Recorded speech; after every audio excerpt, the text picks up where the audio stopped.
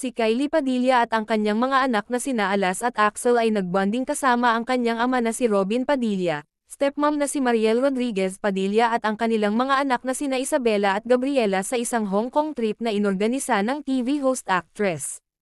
Ang pamilya Padilla, kasama ang kapatid ni Kylie na si Queenie, ay gumugol ng kalidad ng oras sa Disneyland upang ipagdiwang ang kaarawan nina Isabela at Gabriela, na makikita sa Instagram page ni Rodriguez noong Sabado ika-28 ng Oktubre.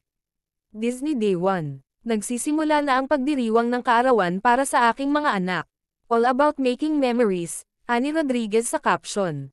Bukod kay Kylie at sa kanyang mga anak, nasiyahan din si Rodriguez sa piling ng mga kaibigan at iba pang mahal sa buhay na mukhang inimbitahan niyang sumali sa kanilang Disneyland trip.